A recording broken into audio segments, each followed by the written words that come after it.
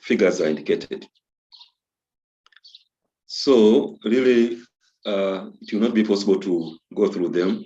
You will find sections like post-payment of studies, registration, extension. So those will be found maybe in many of the universities, how students should handle complaints and appeals.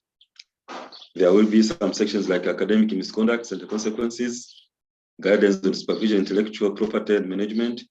So all those are there, and it's not possible during this session to actually go through each of them, not even for one university. So let's look at, we are doing, MSc and PhD. And like I said, rules for these 2 levels of training, they are available in respective universities.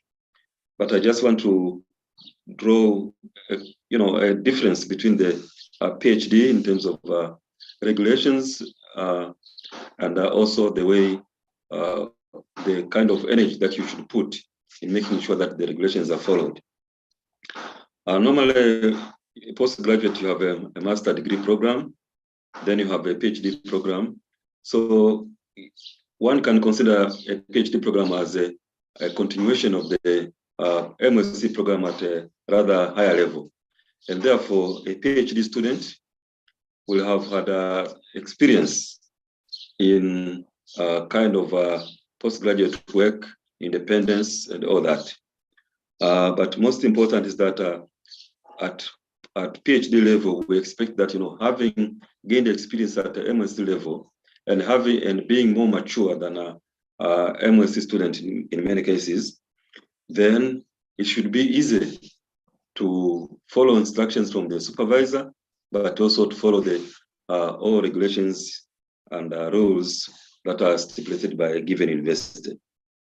So really, less effort would be expected to be put on enforcing rules and the regulations at doctoral level than at MSc level. With all this in mind, it is the responsibility of the supervisor to go through candidates, to guide the candidates in the right direction. Sometimes there are excuses from supervisors where we say, no, you are a PhD, so really I need to not do anything about it. But PhD supervisors also, they have a responsibility because there are a number of things that may be unique or not, not known to the student in their own country. Terminologies, the way of doing things which are stipulated in the rules and regulations. So at some point, really, the supervisor must, intervene and assist the students in making sure that the rules and regulations are followed. I have some experience. I think I don't know whether it is also experienced in other places. Many students, especially the undergraduates, now we are talking about postgraduates, they run into traps whereby they may, be even discontinued. And when you ask them what actually happened, they said, I thought I heard from my fellow student, this is what was done last year. And when you ask, this person, have you seen the booklet? Have you been to the website and looked at the rules and regulations? They say, I have not. Or they might say, I have, but actually they have not. So really, the supervisor, in order to make sure that things run smoothly, the supervisor must make sure that everything is done according to stipulated rules and regulations. And where there is a problem, then the supervisor should play his or her role. So in these following sections, I just want to highlight a few things which are within the regulations, which again, I emphasize they appear also in almost every university. And I'm not going to touch in every aspect or every topic, but a few of them just to remind you or to, remind your memory about where maybe you saw these things and all that. So there are things like types, durations, and structures of doctoral programs. So all these, when you start a degree program, you'll have to define these things. That what kind of program are you talking about? The durations and the structures. So those will differ from one university to another. But we recognize that there are two main types of PhD programs, one by research and thesis, and the other by coursework and research. This second type, coursework and research, is recent in our region, Quality Africa. I know in the US it has been there for quite some time.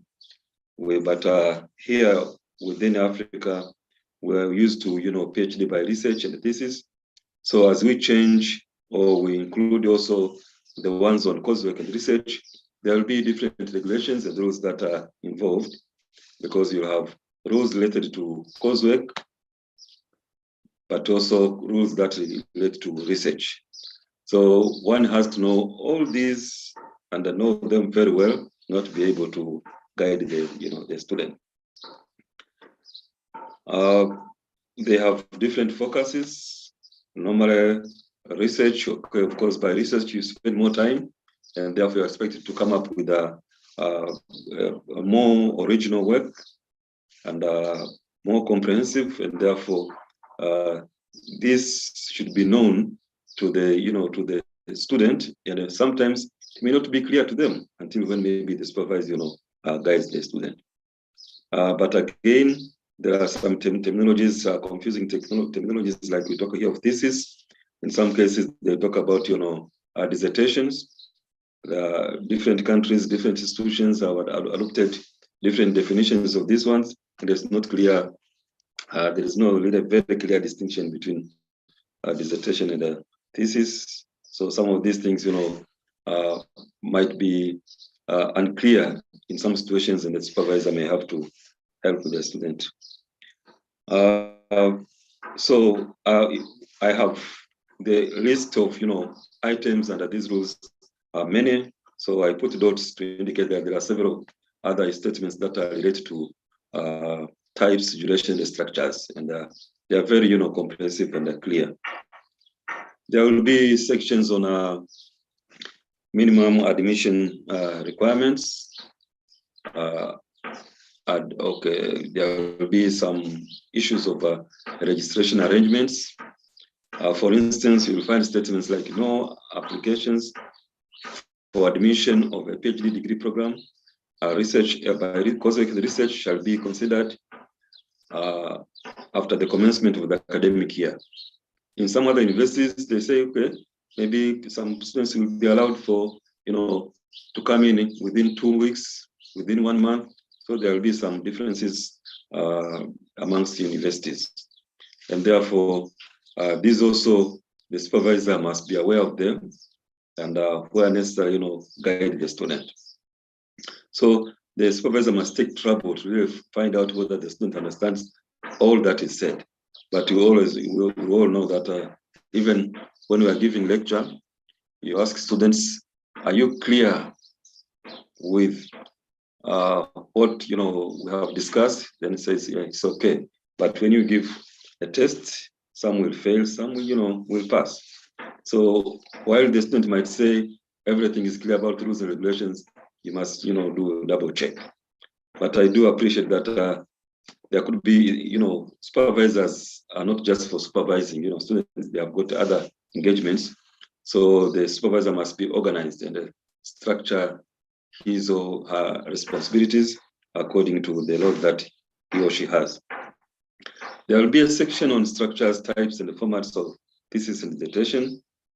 For a long time in our region, we had a traditional monograph format, whereby you had the usual 6 chapters or 5, depending on what the university prefers. Even publications also, there might be some differences. So you have introduction, you have methodologies, you have literature review, results, discussion, conclusions, or results and discussion. That's the old type, but maybe still used in some universities. Like in the case of Sokoine University of Agriculture, the 3 are still used: the traditional, publishable manuscripts, and also paper publication format. Now, the decision to which one should be used is normally between the supervisor and the student, and then depending on the kind of work or data results that you have.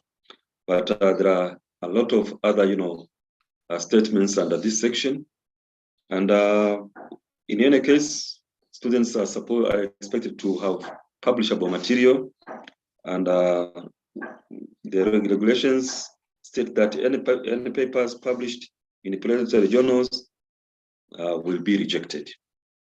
I know there are human beings, they are likely to make mistakes, commit crimes. That's why we have got regulations, rules, and the laws. And therefore, we need to be careful about this one, whether the work that is done and published is published in a reputable journal. And there is no question of planetary journals being used, where I know some journals where you send your paper tomorrow and in 2 days it is out. So that may not be a credible kind of journal.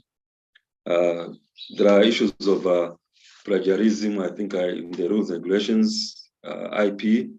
We won't go into all of them, into any detail. But I have one experience some 10 years ago. I and my colleagues supervised an MSc student, and we made a paper on indigenous wild fruits, trying to see the nutritive value and the application in some formulations like making jams. So the paper was published in an international journal, and 5 years later, somebody called me and said, "I see a similar paper that you made." And when I went to look at it, word for word, everything was there except the names of the authors and their affiliations. So you can see that plagiarism exists, but also some journals will just accept, whatever you have, as long as maybe you pay for them. So these are some of the things that students also need to be aware, and the supervisor can play an important role in this. There are issues of submission of dissertations or thesis, examination of dissertations, thesis, and research paper. Excuse me, Professor? Yes, sir. Can we get back to the previous slide?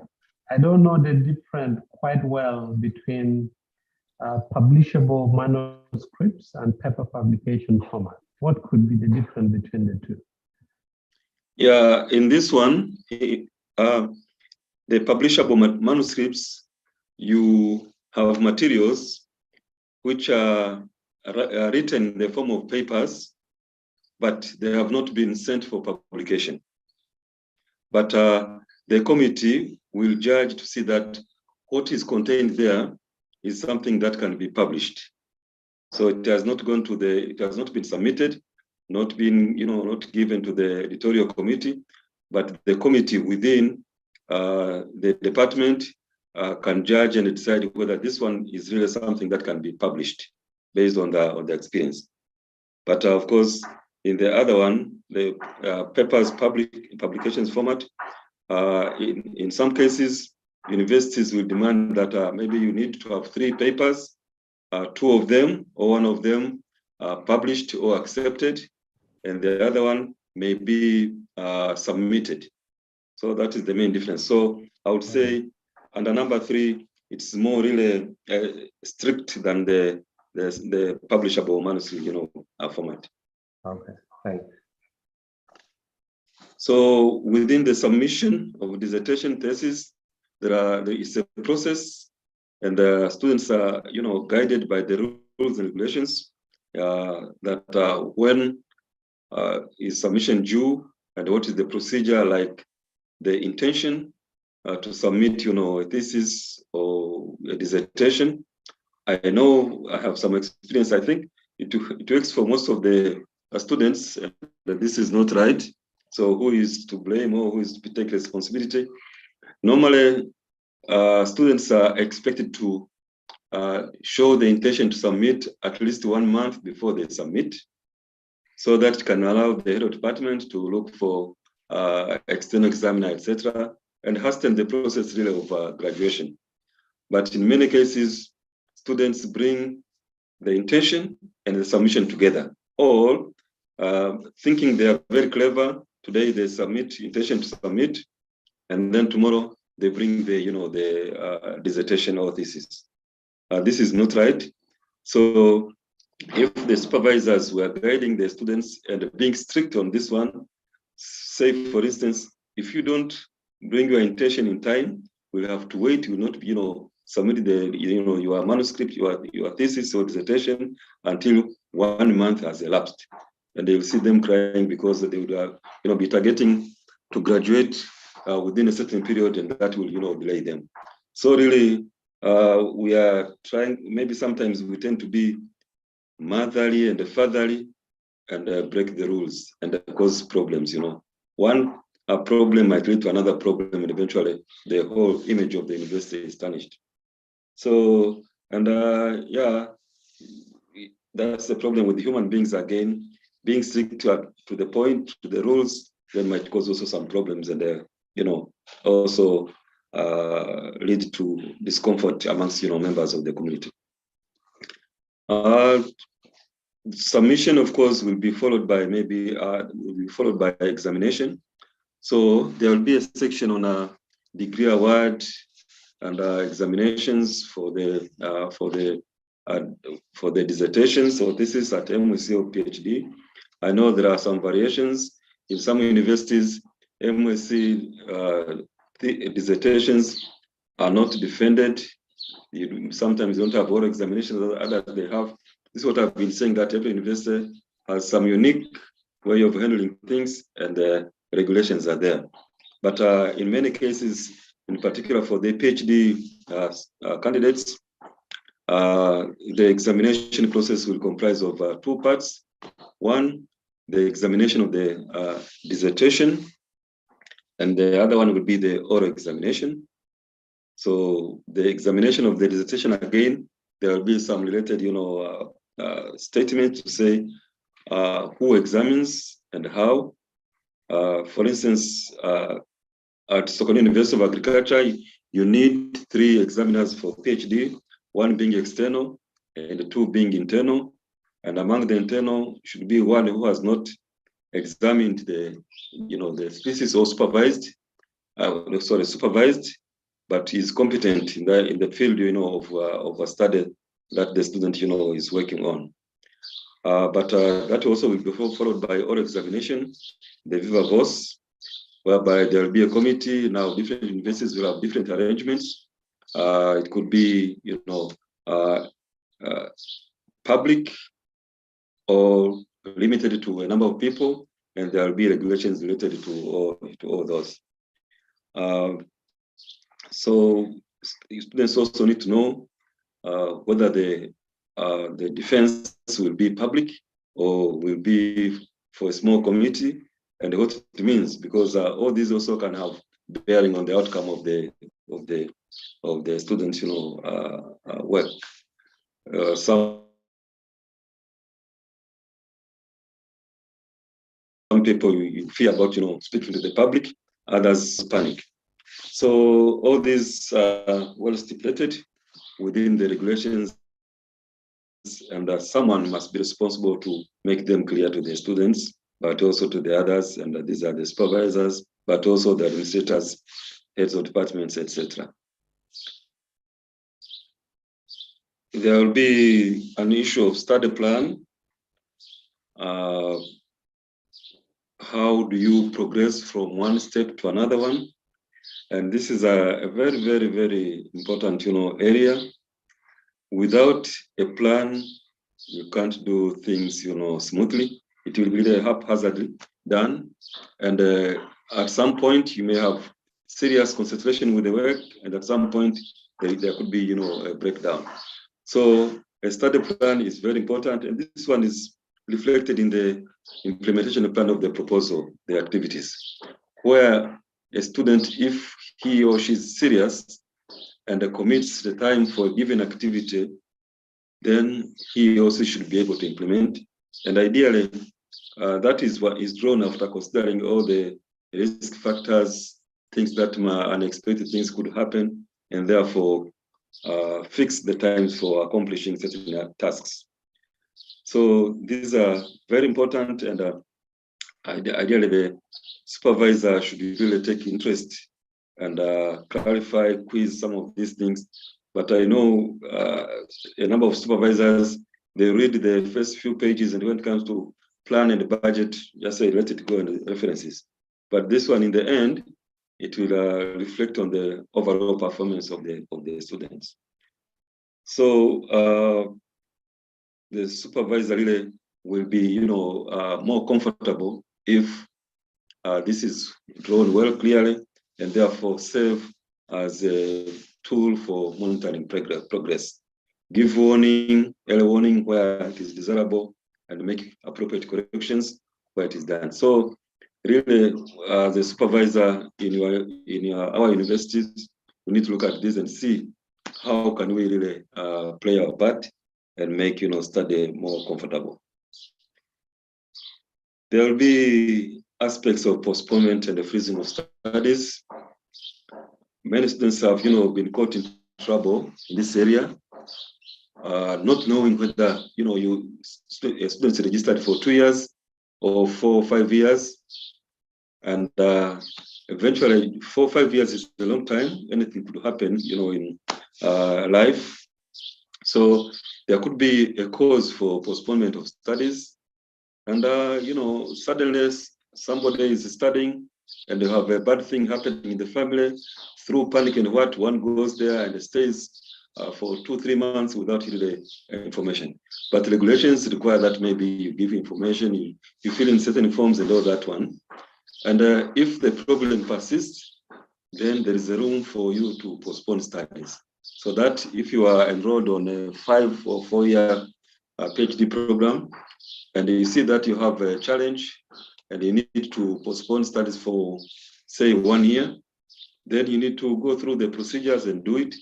So you do it for 6 instead of 5 years, and you will not be penalized or punished for that.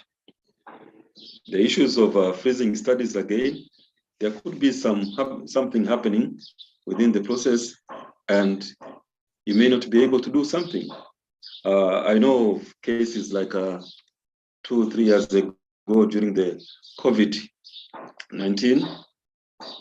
Some students, they are on a program where maybe they have to travel to foreign countries to do data analysis, and such things could not happen because of the restrictions, and therefore that particular piece of work could not be done, and therefore it would be the right thing to do for the student to actually apply to freeze studies, because nothing could be done. So you freeze for a given period of time, 5 months, 1 year, and then the time that you are out of normal study period will not be counted. So you won't be penalized.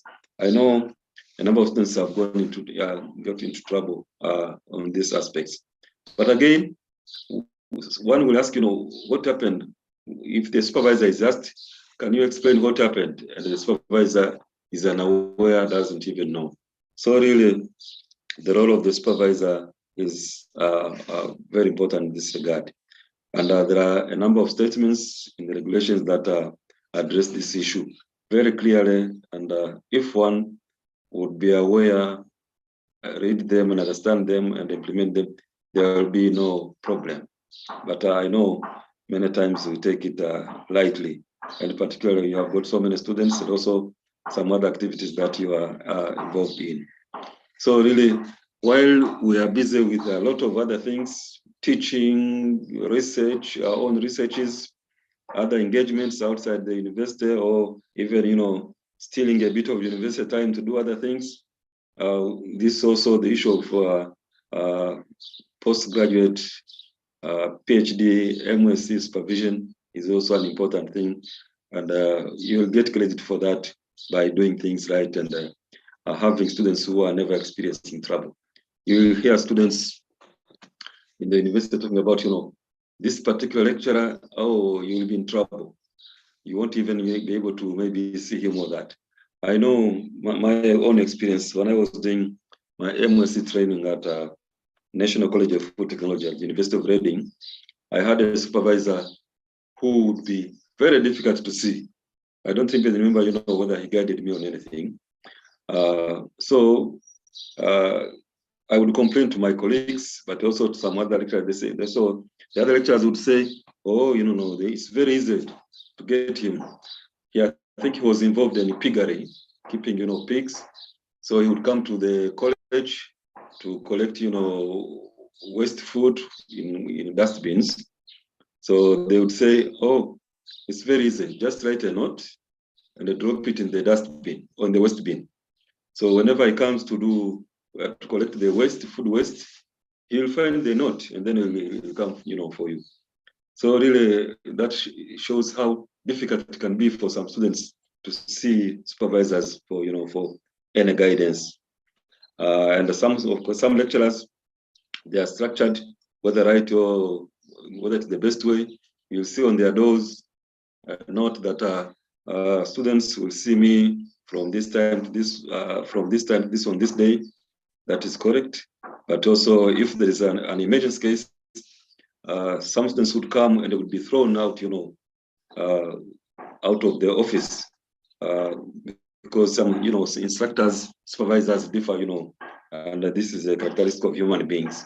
Some are more friendly, some are more strict, some are more, harsh, some are really like have been forced on to do something, So really, we need to rethink.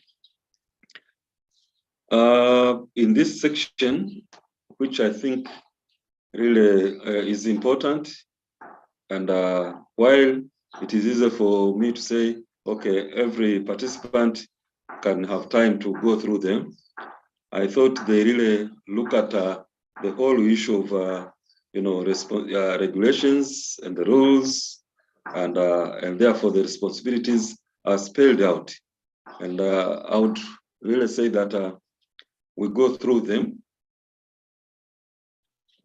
slowly while we think of the content and try to ask ourselves, is what is said here difficult to do, to implement? Is it the right thing? And if it is easy to do, then why don't we do it?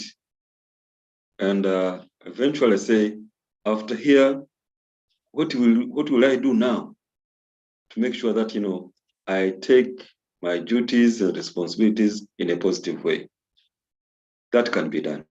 I remember, just to share with you, some years ago, I don't remember the years, but there was an effort through Reforum, Regional Universities Forum for Agriculture Universities, and there was a concern that possibly the management in the universities are not doing the right thing, or it is occupied or managed by people who are not the right people to do it. So there was a workshop, one-week workshop in Mombasa, to try to discuss these issues for middle management and top management of the universities. And at that time, I happened to be in the middle management. So vice chancellors and their deputies, principals, and deans were invited. But of course, sometimes we ignore, the importance of calls and what. So some top, officials did not attend. Others sent their, deputies and all that. So we spent a whole week in Mombasa trying to discuss management of universities and all that. And we are trying to, there was one facilitator, somebody actually in chemistry, a chemist, but had converted into, management, and worked in the US for quite some time. I think his name is Vincent. And it was really an interesting, subject. And at the end, we were told, to identify things that are not right, and what we think could be right, and what could we do as we go back to our universities. Yeah, you could see that the people in the middle management, the deans and principals, really saw things that they thought they are not done in the right way at the top management level. And we are borrowing some experience from the Asian countries of Malaysia, Singapore, from good to great, how the countries, who are in the third world became first world and all that. And so when we went back, we were classifying leaders from level 1 to level 5. And when we were talking about we are level 4 people, our top officials, top management people, they didn't even know what is level 5, what is level 1. And so we spelled out, things that we think could be done and how they could be changed. But of course, I know some people are really resistant to change. You may find some problem, but the point here is that let us go through these points and see really whether there is something difficult to change. And if there is a way to change it, then let us think as we go back, do it, and maybe influence others. So like on the first one, the responsibility of providing appropriate technical advice and guidance. I don't see that there is a problem. Technical advice, if you are technically competent, then you should be able to guide, unless you refuse to do so. As we know, in this case, it doesn't apply, but in other cases where you say you are the only expert in a certain area and you don't want other people to know what you know so that you can keep your position. So really, I don't think this one is a problem. But this one, the advice is to deal with the research. So as a supervisor, you can guide in them. I know tomorrow we'll have a presentation on supervision. So we'll be able to talk more about them. Then guide the students in formulating an appropriate research project. That's a responsibility. Again, this one is to do actually implementation of the project. We'll look at it in more detail tomorrow. But again, the question is there, is it a difficult thing to do to guide the student in formulating? The question might be, are you competent also to guide in formulation? Maybe it is possible how you end your PhD, how did your research, was it an assisted one or not?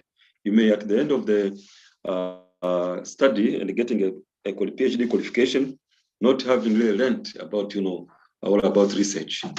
And I know in some cases, people wonder somebody getting a PhD, but people trying to recall where they saw this person in the lab or in the field collecting data, or where they saw this person, spending, nights in the office writing thesis, and then to their surprise, they see somebody is awarded a PhD.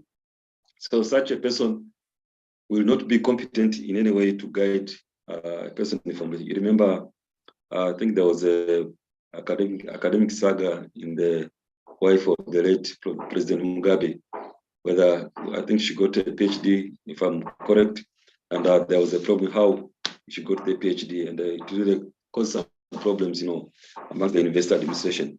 So where it applies to research, you should be able to guide, unless you have a different motive or you don't have a good reason for that, which I don't think is correct. Then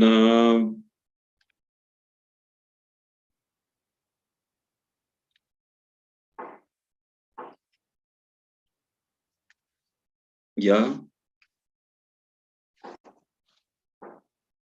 the other one would be like acquaint himself or herself with all the university's regulations and guide the student accordingly.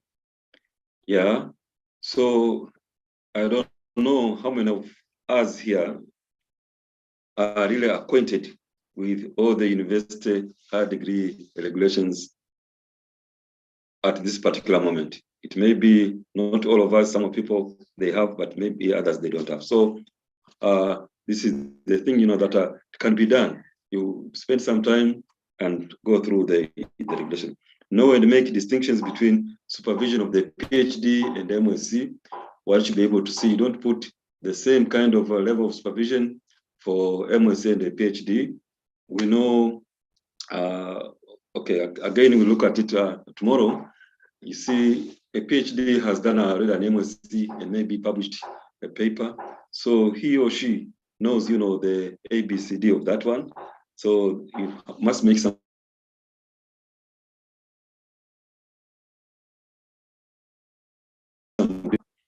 and the issue of presentation of seminars, you are the one who knows about these regulations as well as the student, but then you know the timing and how you need maybe to push the student to be able to prepare the paper, the seminars, and present them.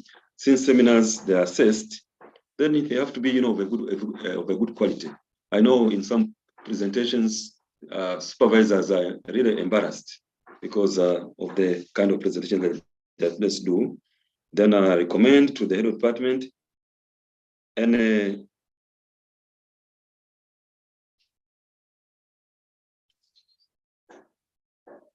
yeah. Okay. If there are any issues that,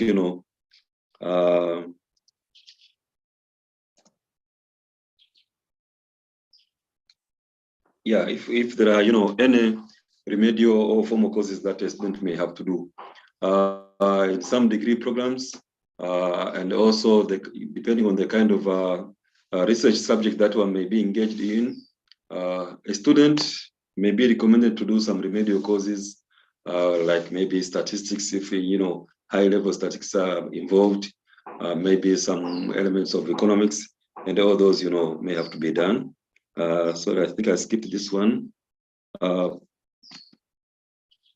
Satisfactory progress of the student work is necessary, and therefore the issue of timelines is very important. The positive attitude in the relationship is what I mentioned, that one should show an attitude of friendliness to the student, so that the student also feels comfortable discussing things with you. Be familiar with this and sensitive to the diverse needs of the student. The issues of culture, etc., may have to be dealt with, not to be ignored. So far as we have gone through these points, I really don't see things that are very difficult to deal with, unless it is something really to the nature of the person that is involved. Okay.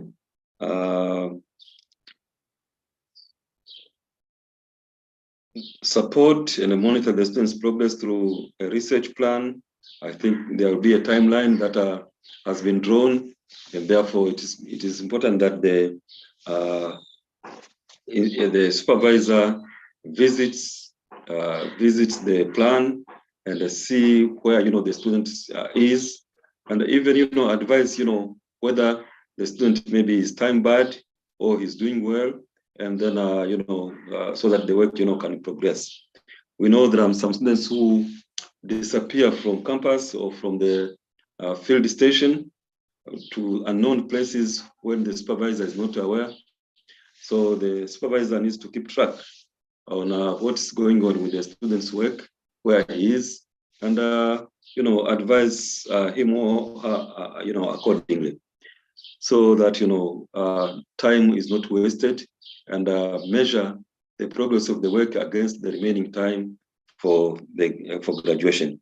If really such things are not dealt with, definitely there will be a problem in the end, and it will be a rush hour involving now other students or other staff members, other administrators, begging them to approve things, very fast, which should not be, should not happen if proper planning and implementation was really guided by the supervisor.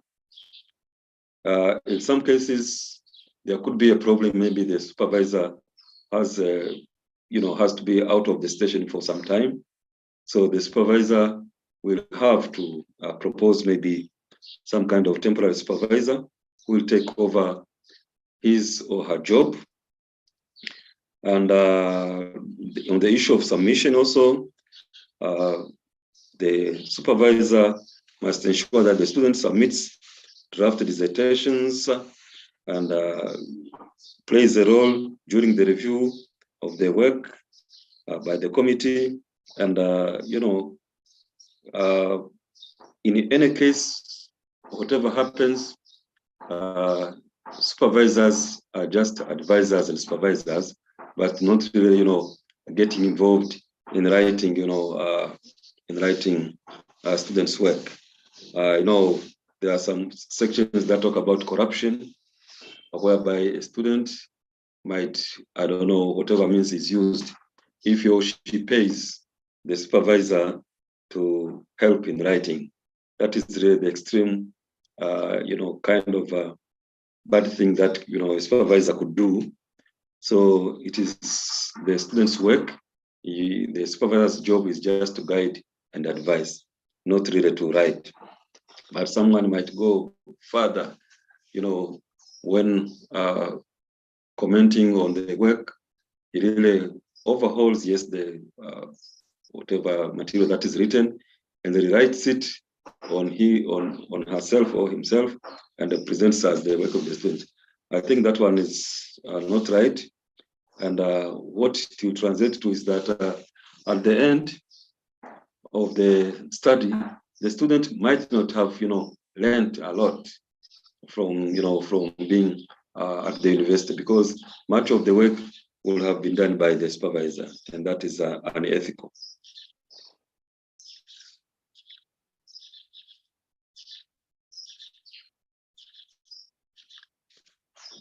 This is specific to SUA, but there will be a similar thing.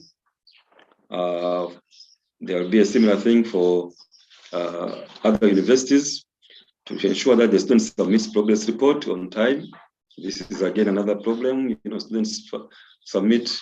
They're supposed to submit, twice a year, but you have, students submitting maybe 1 or 2 months, even 3 months later than the stipulated date, and that one is not fair. And eventually, you as a supervisor, you'll be asked, why didn't he or she submit?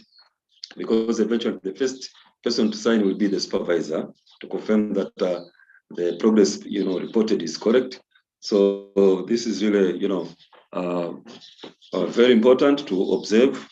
And then okay, what is submitted, is it of up to standard and all that? So you have also a role into that one. I have mentioned about the corruption deals that can happen. Oh,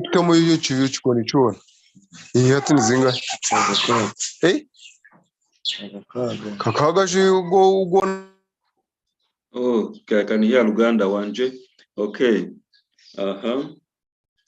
This one, to ensure frequent consultations with the student in order to be aware of new problems in the student's research since the last report, and to suggest and recommend measures before it is too late. Keep record of meetings and discussions. This, I know in some regulations it is stipulated, but maybe not very clearly, because of the problems of difficulties, problems of consultations. It has reached to an extent whereby there is a kind of a record keeping, system whereby you have scheduled, times for meeting between supervisors and the students. So whenever you meet, the supervisor will sign that I met with the student, and this was the discussion that you had. So it goes on until the entire period of a study is through, and therefore there is really no. If there is any problem, then each of the students and the supervisor can defend herself or himself. So if, for instance, you have scheduled a meeting after every, say, 1 month, and the student doesn't appear, it happens 2 or 3 times, then if something goes wrong with the student in terms of poor performance, then as the supervisor, you have a basis for defending yourself. This is really, it has helped in some ways, and the students will take it, seriously, to note that he or she is being monitored and play his or her part. This is similar to what happens maybe in our classrooms, particularly like maybe in undergraduates, you have a class of 200 people, 200 students, but in the class, when you are giving a lecture, you have maybe about from 200, you come down maybe to 70 people. So 130 students are not there, and you are teaching. And in the end, when you come to give a test and assessment, all of them, they will be there. But in the end, you find that a lot of them have failed. And since these days we teach by maybe using PowerPoints, so there are a lot of discussions that take place, during presentation, which those who are absent will miss. And if you ask them to give examples, which were given during the class time and they are not there, then they will fail. So if you have got an attendance register for the students, I know it is impracticable in some large classes, but then in the end, if such students who are constantly absent from classes, they fail, then you have a good reason that they have an attendance of about maybe 20%. So there will be no real issue. So it's very important to keep record, and this will really help in all other regulations, because during the meetings, that's why now you can record what you discuss, what are the problems. You can even say the student maybe had no problem in this area, did not show consent. So this is maybe his or her own making. So he or she takes responsibility. So there will be, as a supervisor, if the student is not good in whatever ways, you can recommend discontinuation. I know it's not a good thing to do, but when all possible means have been considered and exhausted, then there will be no way out, maybe except to recommend discontinuation. So this again is a difficult thing to do, but it is something that can be done if you are clearly seriously involved in the understanding and implementation of the rules. And then as a supervisor in some universities, like at SUA, you are the one who, if the head of department does not have in his or her database a staff member who would be capable of examining or the dissertation or thesis, you could help using your network around the world to recommend someone to do so that is also something that can be done. It would be normal that having gone through the university, maybe outside the country, you will know somebody who is competent in some area who can help in examining. So that is also another duty, which again is not difficult to implement as a rule or regulation.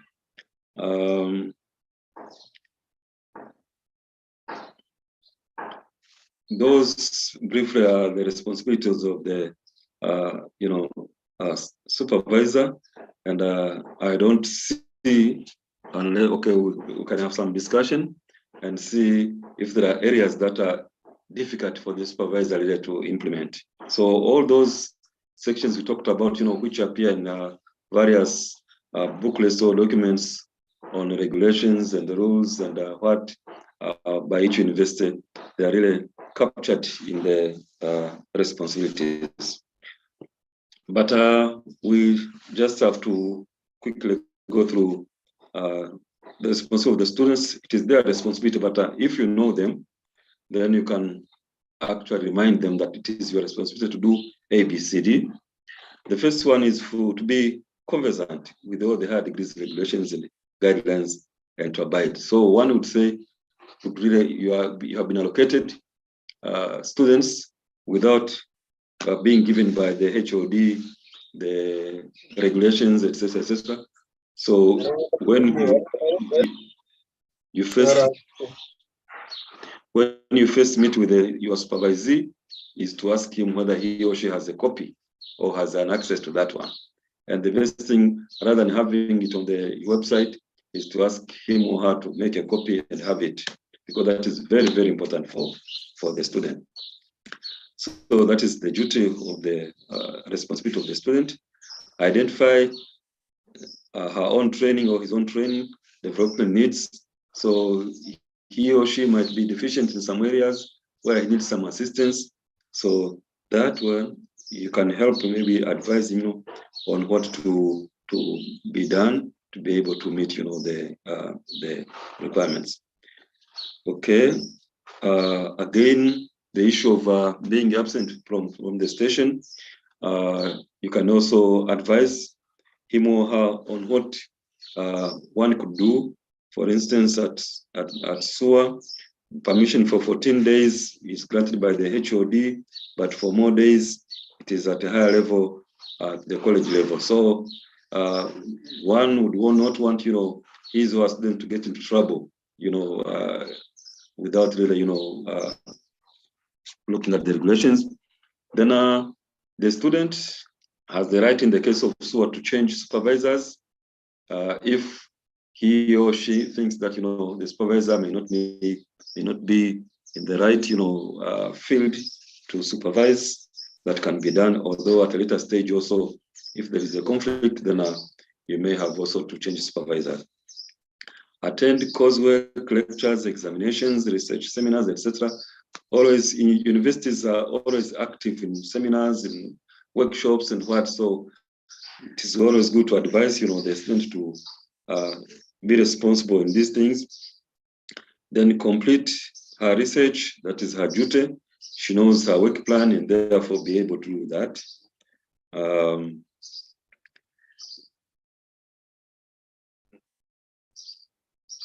Okay, we talked about the issues of postponement freezing studies, that it is her duty to initiate, to see the reason for postponement of freezing studies and the extension of legislation, that all these provisions are there. So whenever, need arises, he or she should make use of them. Then that it is her responsibility to discuss problems stemming from her own research with her supervisors, write and submit supervisory committee progress report. That is the responsibility. And if those are known to the student, then you should also keep track to say, has A, B, C, D been done in time? I know it is a big job, but that is what goes on in the universities. Universities, people are always busy. And then they should be reminded about act as a responsible member of the institution's academic community. I know some students who are there and they have good money, not being serious though, so they are always getting drunk and all that. So the image of the institution also must be protected. Research reports, submission, dissertation, check dissertation thesis for plagiarism using anti-plagiarism software approved by SUA in our case, but I know in some other universities also, there will be, such, measures. Communicate research findings to appropriate, audience and defend the research findings. So all those are really, responsibilities of the student. And he may not know, and in particular, really, I'm not very clear about, when these, things are given. I know there is orientation and all that, but not really, dealt with adequately. They may be referred to consult the rules and regulations where they may find this. So student supervisor relationship is very important in making sure that, the study program runs very smoothly. But there are cases where there is a problem, there is a breakdown of the relationship. So if such a situation arises, there is a misunderstanding or some conflicts between the supervisor and student, something must be done. So the supervisors need to be aware. And this can happen when there is a breakdown of communication. There are personal clashes and the conflicts between the supervisor and the candidate. So many possible reasons for clashes. Various situations where maybe the student seems to be arrogant, or the student is a drunkard, a student abuses all these kind of things, or the supervisor is not, friendly to the student, and that one is notable. Not everybody, can really, get a feel of that one. So you have also hostile relationship between the supervisor and the candidate. It can happen. I know issues of, it is normally talked about, the issues of sex harassment and all that kind of things. Such things could happen. And so there could be the breakdown of relationship. You see, something that used to be work smoothly in the beginning of the program ends up being different. And if you investigate, you find there will be a reason for that one. So the other one could be refusal of the candidate to follow supervisor's instructions and guidelines. Yeah, but let us also note that we are saying these are postgraduates, and sometimes they will say they want them to produce original work, but also be kind of independent. So sometimes, in the interest of the supervisor, one can try to bulldoze or overwork the student because of his or her own interest. I know in the universities, the policy is publish or perish. So there are cases where we have seen even undergraduate, projects report. They are so heavy, loaded than even MSc, researches. And if you go further, you find that, this particular lecturer is interested in getting a publication out of this.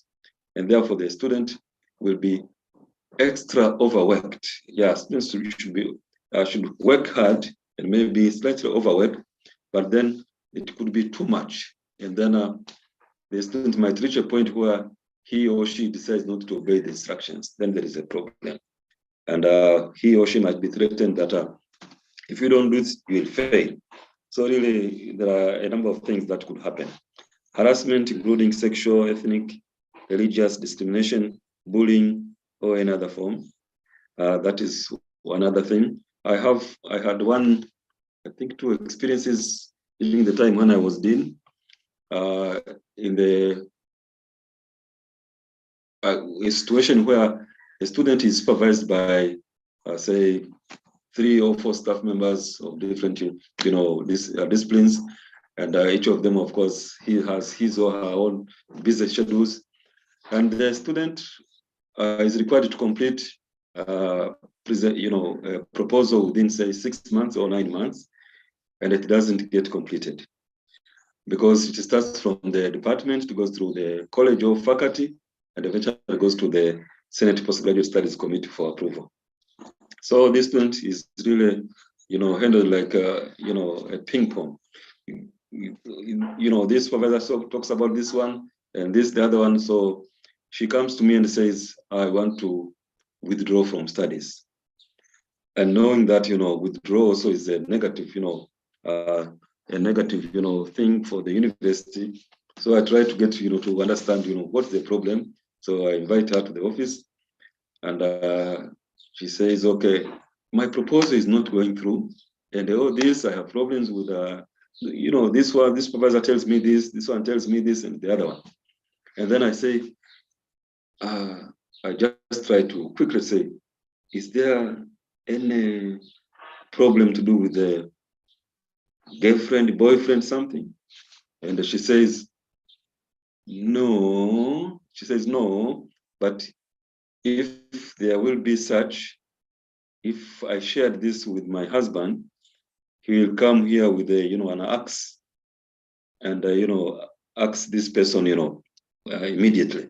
So I say, oh, no. I hope that won't happen, but I'm glad that you are saying no, there isn't such.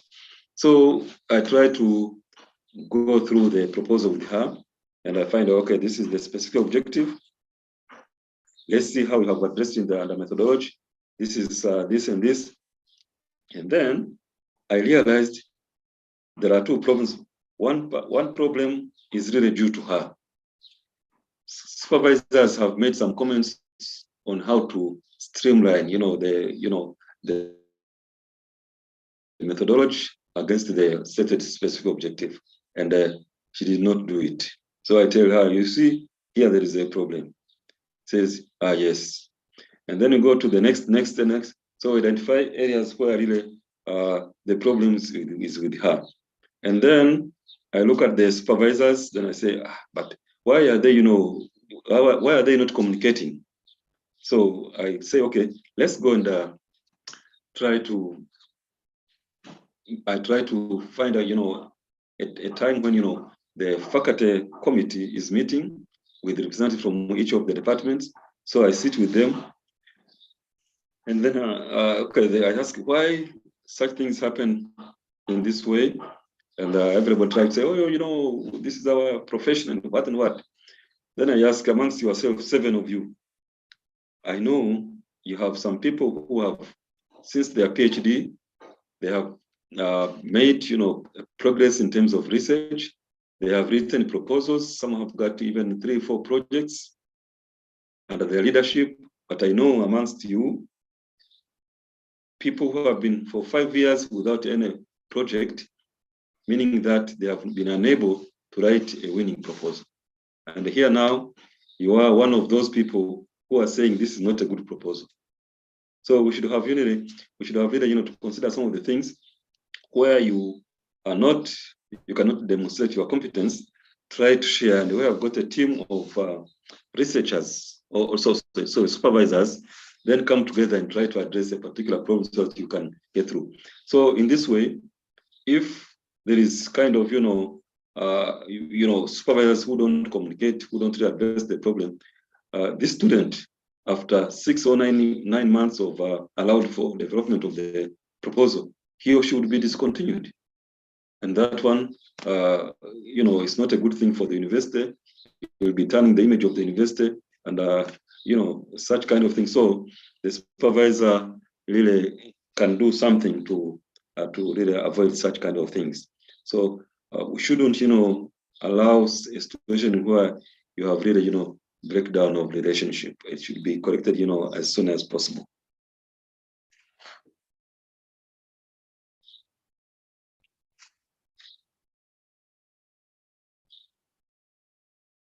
So if there are cases of breakdown of relationship, of such relationship, it should be communicated to the head of department, and the head of department will be able to see how best to handle the situation. And if it is sent to the appropriate committee, several actions could be taken, and these are things that the supervisor wouldn't want to see them happening to them. The candidate, if it is upon his fault, may be warned in writing of his or her weakness. The supervisor may be warned in writing for her weakness, and that is not good. The candidate may be transferred to another department, but the reason will be known because of the problem with the supervisor. The supervisor be terminated from supervision, and that is again not a good thing. Or a new supervisor could be appointed, and any other reasonable action. So whatever happened will be linked to you as a person, and maybe might remain in the in the university's people's memory for quite some time, which is not good.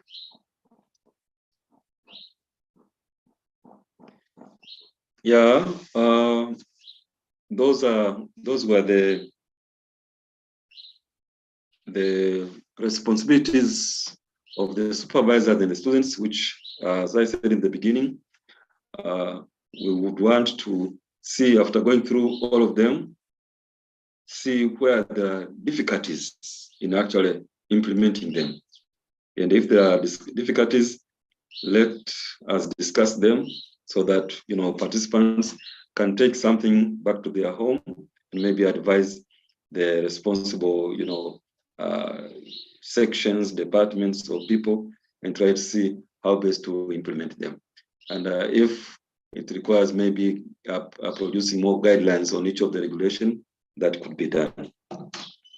So the other issue that we thought we could have in this session would be the issue of intellectual property management, which again, each university has a policy on this one, and one would not want to go through each of those details. But taking the case of SUA in a nutshell, we say that all postgraduate students' innovations will be protected via patents, plant breeders' rights, or copyrights.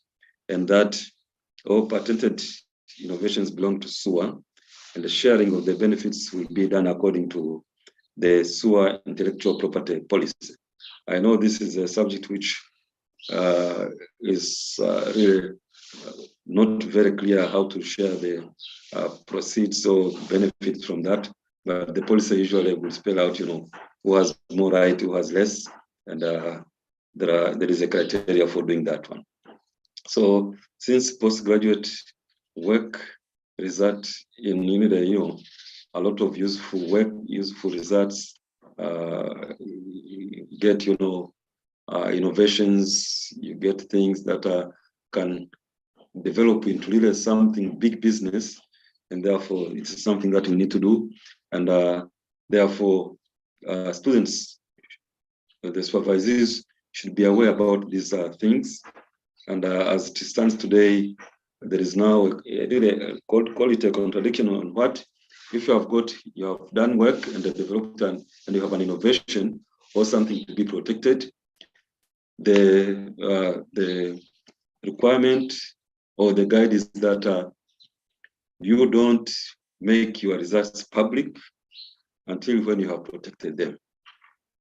Now, the contradiction here is that we want our students to graduate, say, within 2 years or 4 years, but the process of protecting the innovation, the discovery might take, a few months or so, and that will delay the graduation of the student. Yes, it will delay, but again, there are issues like where now we have to do publication of the papers, 2 papers or 3 papers before graduation. When do you do them? Do you wait until when you have protected your results, and then you do the defense? So it becomes very difficult. So this is something that that needs to have discussions continuing until when some consensus is reached.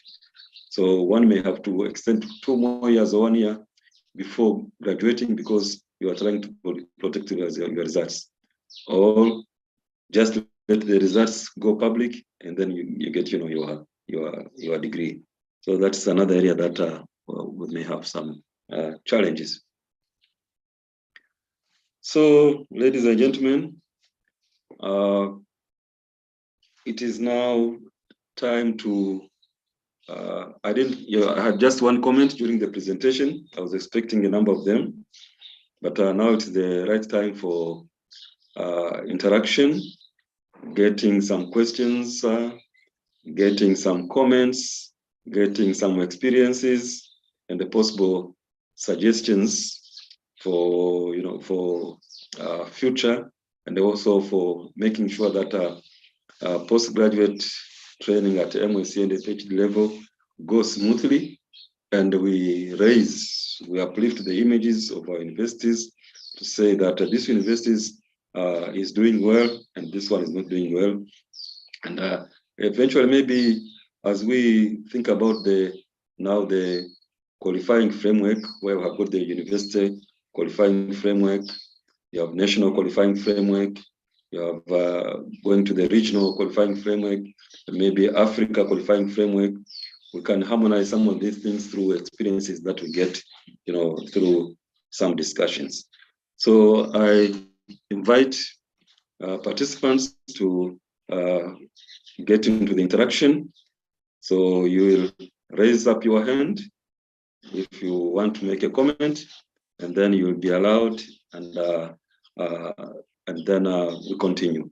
So I see Remy Shiudu is raising the hand. Can you proceed, please? Thank you, Prof, for that elaborate sharing of the SUA experiences. My comment, and I think you have already hinted at it, is that there is need actually for a regional harmonization of the admission, supervision, and examination process of PhDs. And even on publishing journals, because you have talked about predatory journals, if we can harmonize, then we can decide on the publishing journals for the regions universities. This will also enable exchanges. Exchanges. So lecturers can move from one region, from one university to another for supervision. And that way, we can even have a bank of our graduates. If you want a certain manpower, you can easily just tell. Thank you. The very interesting part you have mentioned, and which I also need to comment on, is the IPR policy of SUA, where an innovation belongs, is patented in the name of the university and not the student. And sharing of benefits of commercialization, again, are stipulated by the SUA, intellectual property rights. Can that bring some kind of conflict between the innovator and the university? Thank you.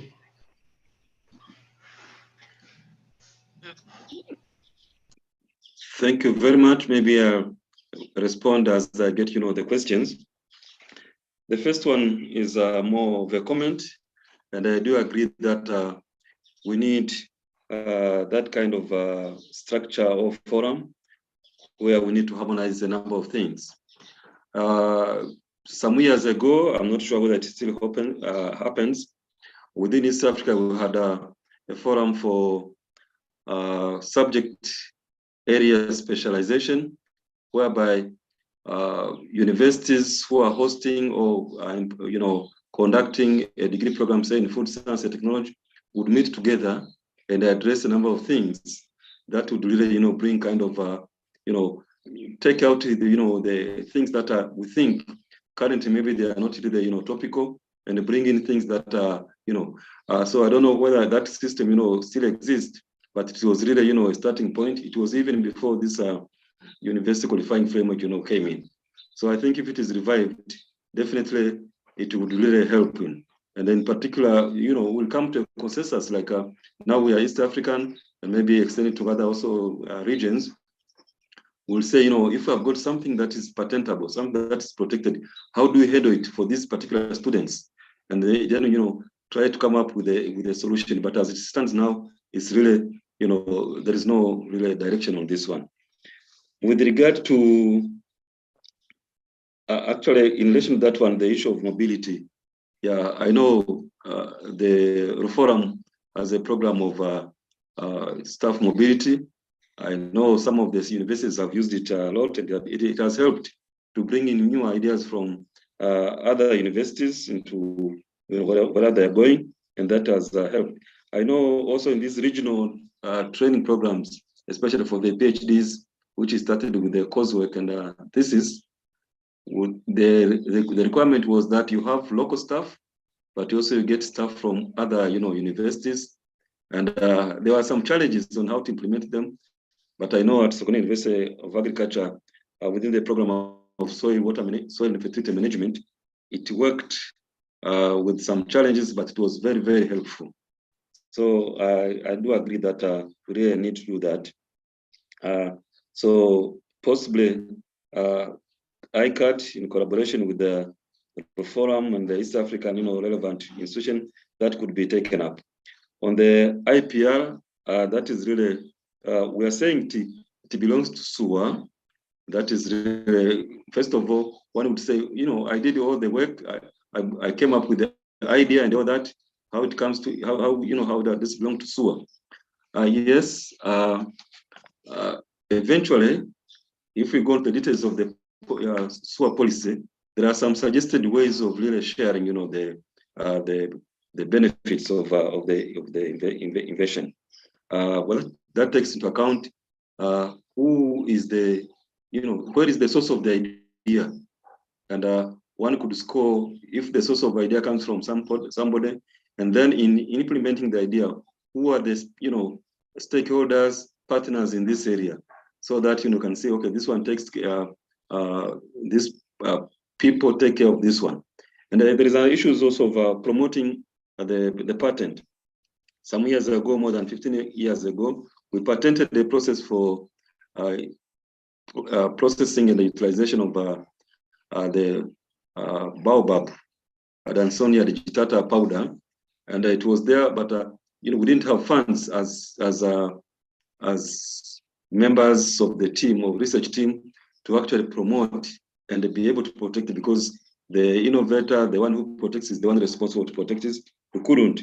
So while the innovator, the student, the supervisor might have an upper hand, but also the institution, given the support that they may offer, may also come in. But these are the things that are still debatable. And 2 weeks ago, during the Innovation Week in Tanzania, and I know another one is coming in Kenya, there was a discussion on this one, on IPR issues. So this remains to be attended to, and hopefully we'll come to a fair agreement. I know if we don't agree, then as far as students are concerned, I know the primary objective is to get a PhD or MSc. They'll go into that one. But where you are doing maybe some other, research that you have formulated yourself, it may be difficult. I have an example where a team broke out because there was no agreement on IPR issues.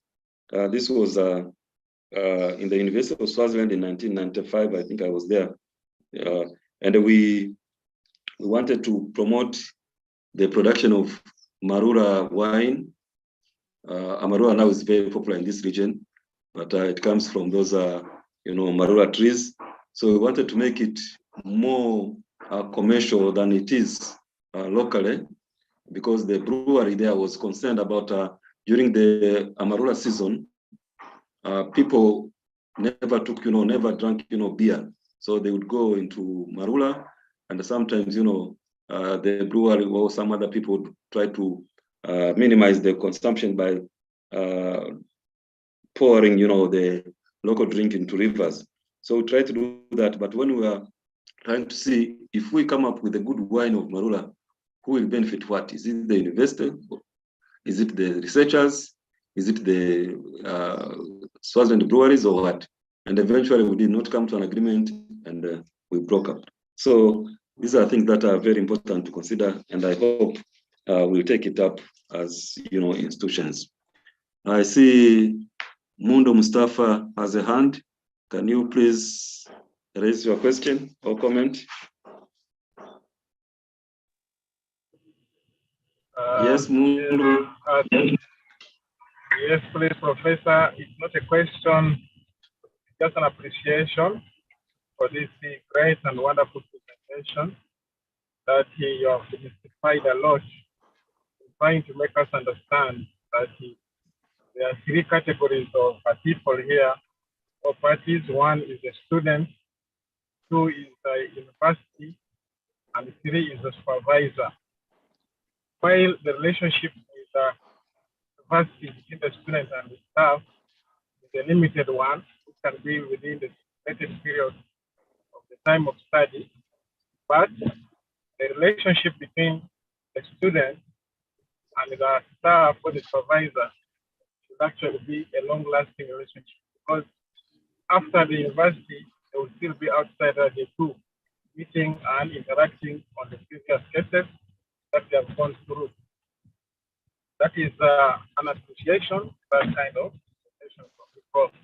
Now, the other comment, which I also need more comment from you, is the case where in supervision, after properly supervising, and of course, articles are extracted from the work to be published. There are other cases where the supervisors seem to put themselves as the first authors of this kind of articles, and put the students and other co-authors maybe subsequently. Is this actually okay? Is this actually right, where a supervisor puts his name to be the first in a work which was actually done by the student, of course under his supervision? Is that actually right? Or the order of authorship in article presentation doesn't matter at all? Then the third thing is course, the variation in the formatting of assessment or supervision processes varies from one institution to another, but the key genesis to all still remains the same. Now, for instance, we have other institutions having maybe 5 chapters of assessment, others have 6, others have 7, but of course the key still remains the same. Now, if we want to call for harmonization, as one of the presenters said, we would actually look at right from the commonality which starts from the curriculum formulation. We actually have a similar curricula if it's a bachelor program. For instance, the African region or East Africa, we have similar program documents that we can refer to one another. Or we have other issues, we have different documents that we cannot one another. If we have to harmonize, we will start right from the curriculum formulation. Like I certainly know that there's a National Council for Education in Uganda, the Commission also for Tanzania and National Kenya responsible for education. For the engineering body, they have a consortium where they have a minimum standard for curricula which are supposed to be adhered to by the three countries I've just mentioned. So when you look at that document, there are some commonalities, there are some formatting that has to be adhered to run engineering programs in the 3 countries. So if we have other similar things with other programs and so on, I see the harmonization concept can easily be actually attained. But if you are still running independently, so harmonization may take a little longer time. So this is the comment which I thought I would also add on, but I request that you make a comment on the authorship when it comes to publication. Thank you so much, Professor. Yeah, thank you very much for the 3 comments. Yeah, as you said, I'll react on the second one, the order of supervision. Yeah, going by history, when I was I graduated from my first degree in 1979, and in my project work, I worked on soil nitrogen, and in those days, it was like if you have a publication, staff or student, it was like a rule that the head of department must be on his name must be on the paper. The supervisor, as a student, maybe undergraduate student, you didn't have much of a say. After all, you are just being introduced to, they say, write a draft, a very crude one, and they work on it. So, so you could see the head of department would be there automatically. In the end, he has 500 papers, not really having done so much. And time, okay, that era went over that era. It went now to a stage which you are talking about now, the order of the supervisors. Really, during the past several years, some supervisors insisted that they should be number 1 on the order of the publication. Although again, there is still a debate whether the first author is the most important. In some systems, the last one is the most important. But I think in our situations, we take it as the first author as being the most important. But that one has been there for quite some time, and I can see, I don't have really enough data on this one, but I can see in our situation whereby now people are really appreciating that the student, especially PhD student, and even most of the MS students, they become the first and the correspondence author, so that they are given more weight. But I know in the past, because the some universities also promoted staff members based on points, and sometimes it was a requirement that the staff member or the author should be first on the list to get more points. So these things have been resulting in some of these kind of supervisors wanting them to take the upper position. But really, in my opinion, and I see now people doing it, it is the the student who becomes the most important, the first author. At least amongst the 4 or 5 PhD I have supervised, during the past few years, and the MSc, and all publications that they have made, they are always the first author, and the other supervisors in whatever row, 1, 2, 3, 4, they come second or third. So really, to be fair, the one who did most of the work should take the credit. Whether the system recognizes the first one as being important, let it be so. And if it is the last one, let it also be so. On the issue of harmonization, just quickly, I can just say that I think what the example you gave about the what is happening in Uganda is that it is actually in line with this thing I mentioned about the university qualifying framework, which will lead to the regional qualifying framework, in this case, East Africa. Some 8 years ago, I was involved in this one when it was introduced in Tanzania, when it changed now from, you say a course has 2 credit hours and so many lectures and all that. Now things changed completely. What you had as 2 credit hours changes now to maybe 16 credits. And there is a breakdown that it takes into account, many things, lectures, seminars, independent study, assignments, and all these kind of things. So all these are really now applied in all universities in Tanzania. And before you can get accredited by the national body, that must be followed. And this, I believe, also is happening in other universities in East Africa, so that eventually now you have got a recognized regional qualification framework, which now is standardized according to what is the agreement. And it is anticipated that after now the regional, you have now a more bigger, maybe Africa qualification. So that is an aspect of harmonization. So we have Professor Twaha. He has a hand. Can you please? Yes. Hello. Yes, sir. Yes, Professor Bendantunguka. Yeah, got it right. Yeah, it's a very long name, but it was nice listening to your presentation. First of all, I would like to thank you very much for the elaborate discussion you had with us. Some of us who have been in this field of supervision for a long time, we really appreciate it. It was a wake-up call for some of the things we have been taking for granted or just superficially handling. But just in line with what Dr. Mundu Mustafa has just said, I've been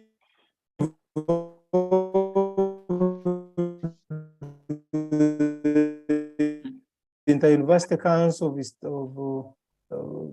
the University Council of East Africa, in as far as quality assurance and elaborate. And over the years, the University Council of East Africa has produced booklets or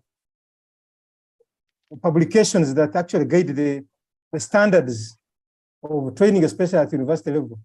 But what I've noted, because I've been participating in these things as a program evaluator, external program evaluator, for many years. And what I noted is that there is a lot of emphasis put on undergraduate training and less emphasis on probably masters and PhD. And I thought that was an oversight, because in the training, we don't only stop at first degrees.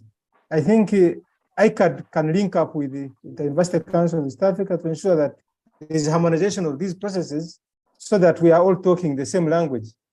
But having said that, and in line with what you have just discussed, I really picked interest in the PhD graduation load requirement. You mentioned that for people to graduate with PhD, depending on the university you are in, you can either do a PhD by research only or a PhD by coursework and research. But what I know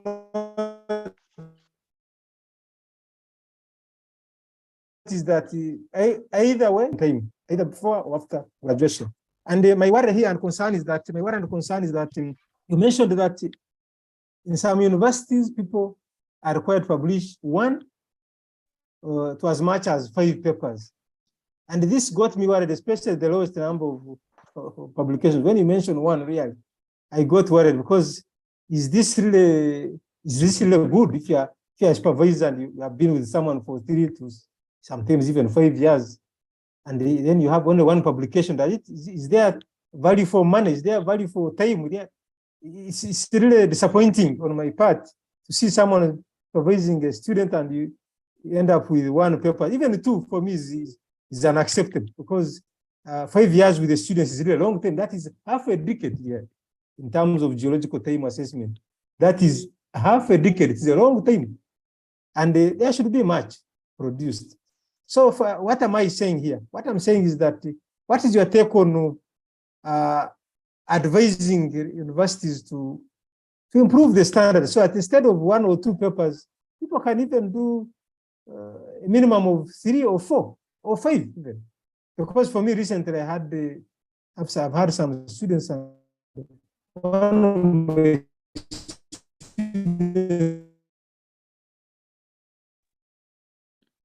came out with 7 papers, 4 papers published before you graduated. And that means that these things can be done. In fact, I had another student sometime back, Dr. Kasim Sekabira, used to work at KIU. He had, I think, 12 papers from his PhD, and in a very short time. So what I'm trying to say is that if we really want our universities to be visible, be productive, and compete favorably like other universities here, like Cambridge, Harvard, and others, we really have to raise the bar.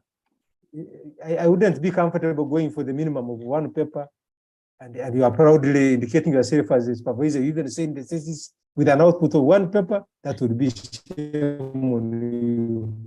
But finally, sir, what I wanted to share with you is, and I'm seeking your opinion in this case, what do you think about the publication avenues that our students and staff put their publications in?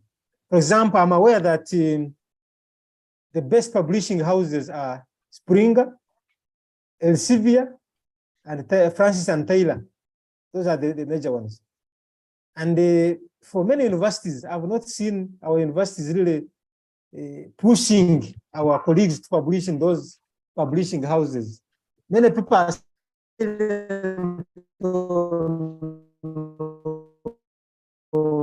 where you publish, and I don't know for what reason. Because for me, I would think that if you are really to remain competent and competitive, if you are really to remain, if someone is disturbing me, distracting me, I'm sorry. For me, I was thinking that if we are to really remain competitive in the scientific world, it is very important, as I've already said, that we set the bar high. And one of the things we can do is encouraging our staff and students to publish in these high-end publishing houses like Springer, Elsevier, and maybe Francis and Taylor. For example, for me these days, I encourage my colleagues, students, and even myself publish in those 3 publishing houses other than these other ones, because there are so many publishing avenues and publishing houses which are not necessarily the best in terms of impact, readership, and things like that. I'm sorry I've taken long, but I thought I should bring some of these issues to your attention, and probably to the attention of my colleagues, so that we can have a thorough understanding and discussion about these issues. I submit. Thank you. Thank you very much. Thank you. I'll make quick reactions on the issue of not giving a lot of emphasis on the postgraduates, programs as opposed to the undergraduates. It is true, and my experience also in the universities is that even the issue of university almanac is more clear on the undergraduates. And recently, I think something has been done to improve the situation, whereby in the past, once the timetable for undergraduates has been stabilized, then the postgraduates now will fit in. And in some cases, it was not even clear when does the semester for postgraduates end and all these kind of things.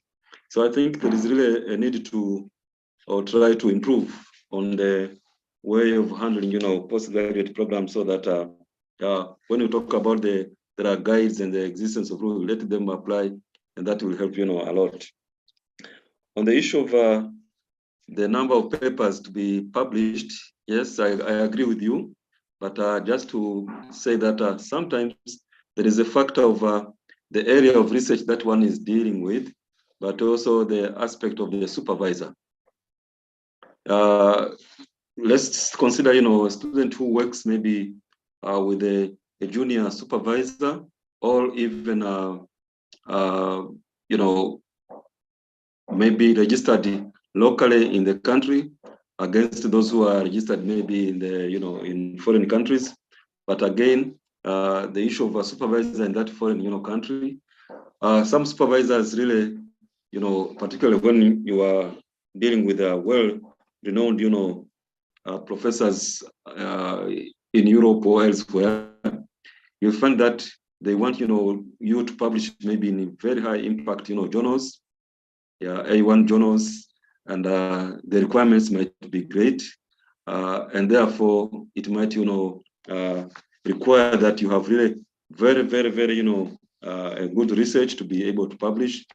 So, and if the writing of the draft, paper is not done, you find that supervisors maybe, outside Africa, they'll be busy with their own program, so that, in the end, you find time goes by and your paper is not coming up, out soon. So the issue of the kind of journal where you want to publish might be also a factor, but also the kind of research area that you are dealing with might be another one, because sometimes you send a paper addressing local issues, and then to an international journal, they say this is a local content, so just published in your village, journal. So some of the things, can delay, but definitely there is another factor of seriousness of the student and the interest in the student. For somebody who is really aspiring to get, more papers, more contribution to science and technology, whatever, he or she will also work very fast to do, the publications. I know some things, who will be given maybe feedback on work that they have submitted, and it will take, months before they address them. And in publication, sometimes, depending on the stage, you are given feedback from the reviewers, and you are told within 1 week, 3 days, return, the corrected version. So some students really, they are poor, they are weak, they are not interested, and therefore they dilly-dally with the process until when in the end you have maybe the minimum required of 1 or 2 papers. But for sure, I agree with you that more papers would be required. But again, we should also think about, okay, I said about the subject area. If say you are on a 4-year PhD program, maybe the first year you are collecting data and analyzing, maybe the first and second year. So it is during the second year that one can really, get a publication based on the results that he has, and then the third year, and so one can really go to getting 4 papers, as you mentioned, for some of the cases, but at least one should get, at least, 3 published. And the good thing also to agree with you that these days publications go very fast. Within 2 months, 3 months, you have, feedback, and the papers can be published because of the improvement that we have now. So it is, for the supervisor, it is a plus to have more, papers, but also for the students as they become now integrated and in the science, they should get more. The last one is about where should, people publish houses. You recommend the Stringler, I think. Yes, one of the questions, which authors or researchers they ask, it will be, where do you want to publish? What kind of, publisher do you want? There are so many considerations that one may have: the speed, the kind of the quality of publication, or the name of the publisher. So really, I think this one, supervisors as well as staff in general, we should take up. Sometimes you can send a publication to some publisher, and it takes ages until when they even forget about your submitted work. So it's very important that we are guided on where and how And after knowing, the advantage of which, then we should, proceed and get things done.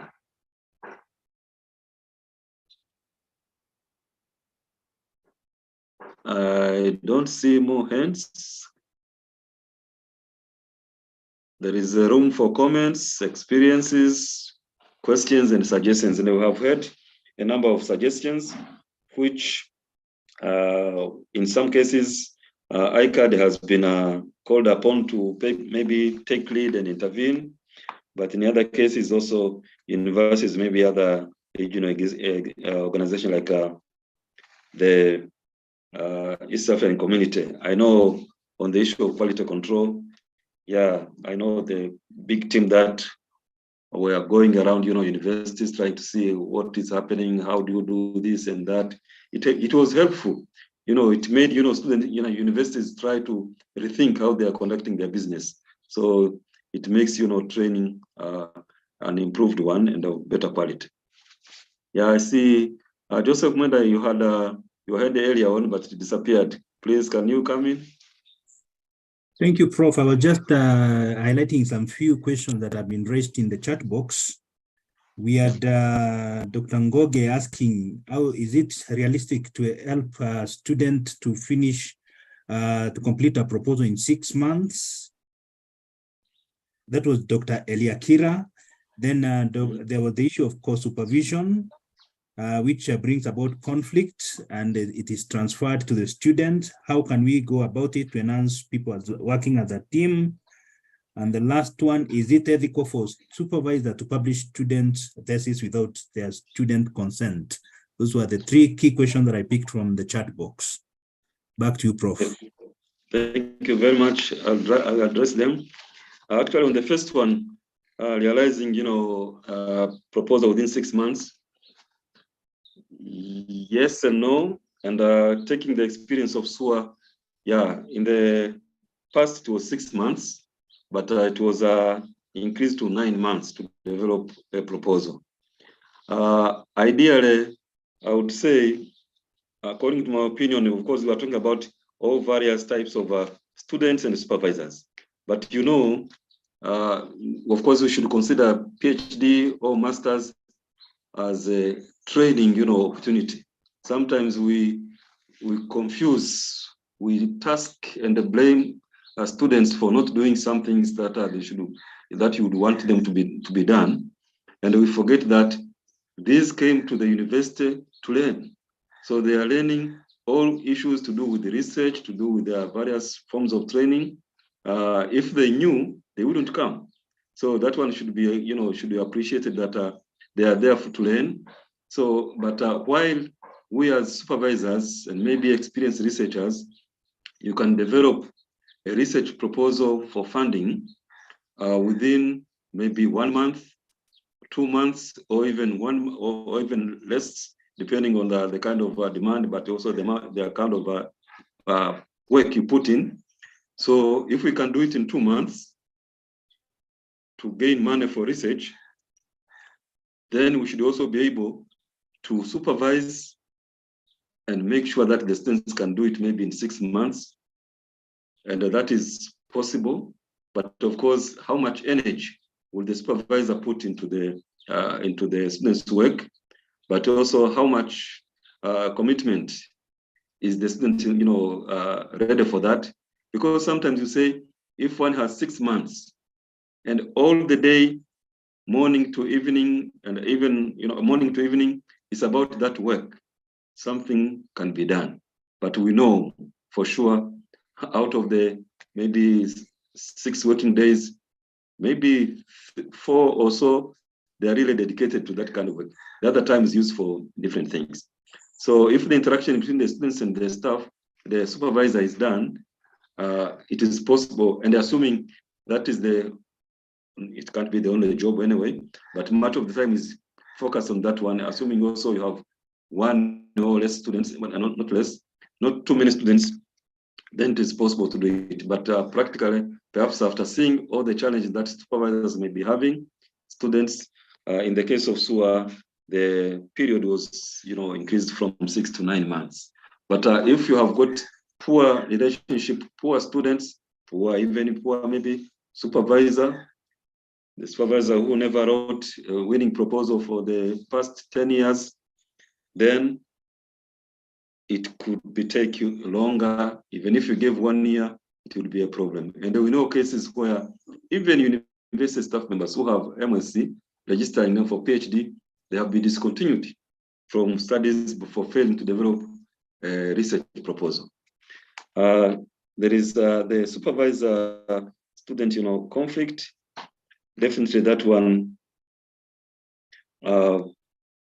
can be resolved. As I was presenting, I was mentioning that if there are things that are not right, either from either side, and since we are now talking on the side of the supervisor, if you see something is not right with the student, then you may have to report them to the next level of administration, that is the head of department. And if he or she also notices something that is not normal, then he can do the same, and you have the opportunity to defend yourself. But all in all, as it's like when you become a doctor, a medical doctor, you're expected to have really, a good heart that is a helping, kind of heart. You don't see somebody come and say, oh, no, I'm too tired and all this kind of thing. So even with the supervisor, if you have got a positive mind towards, the work, and the value of the work, you are helping this student, and of course you are helping the nation, but also you are helping yourself because you want good results and get yourself publication, then you will try all possible ways to avoid, or mitigate causes of, conflicts that may arise. The last part, I think I missed it. It was the supervisor.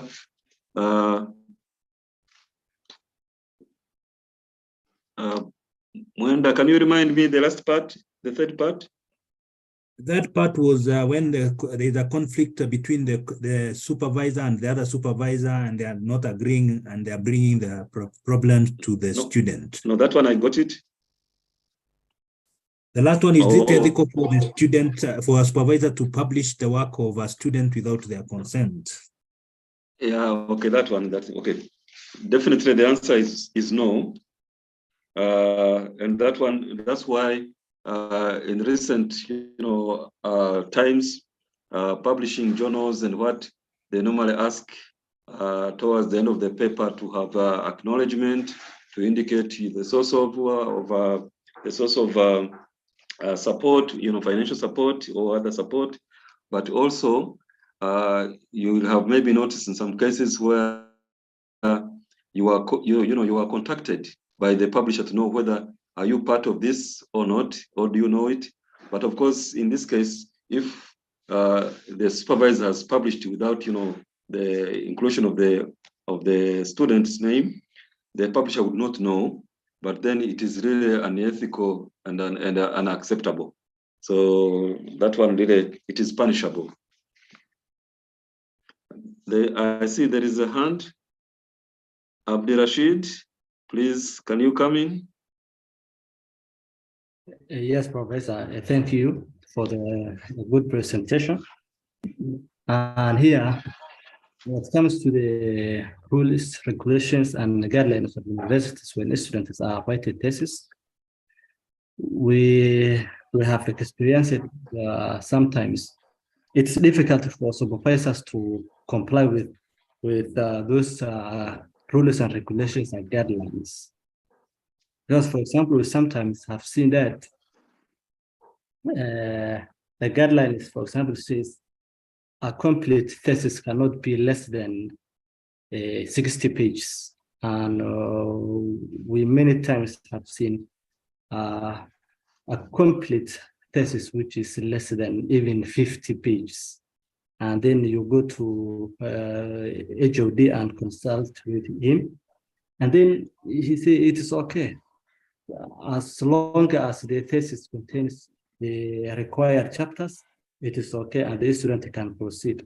So it's sometimes difficult for supervisors to comply with the guidelines. Thank you for the presentation. Yeah, thank you very much. Sheikh Ali, you see, sometimes, okay, we say we should, observe laws and regulations to the dot, but sometimes, it has been said by some politicians that you must have also have some other, some other considerations in making the final decision. So really, there was, I think, maybe it's not a joke. It was a thesis, the smallest thesis, I think, at Sokoine University of Agriculture was something from the engineering or whatever, something to do with the, mathematics, engineering and mathematics and all formulas. So while you talk about, 60 pages, but such a thesis was so short that it was accepted as a thesis because it had all the elements that is required. And moreover, one would say the people doing research should strive to communicate in the shortest, using the lowest number of words rather than repeating. That's why in publication we say there should be no repetition of whatever you have you have asked. But again, ask yourself whether if you have something too wordy, if you remove a statement or two, would you lose any meaning? If the answer is no, then remove it. So really the issue of number of pages, I don't think it's really, I know one could say for a master's thesis would be smaller than a PhD thesis, but I know some universities, like you are saying, they fix the number of pages. I think that would be unfair. It depends on the kind of but as a rule, if it has not been changed, you have to abide to it, and then try to find a way of changing that kind of rule, rather than sticking on the number of. Again, it is possible that whoever did some of these things might have taken it from own experience from elsewhere, not considering other factors. So really, I wouldn't mind about this one. I know some universities are, I would say, unnecessarily strict. I don't know for whatever advantage. I know some universities maybe not mentioning, just by missing a full stop at the end of one sentence, a student may be required to unbind his thesis so that he has to include a full stop typed. And that one seems, I would say it is really unfair.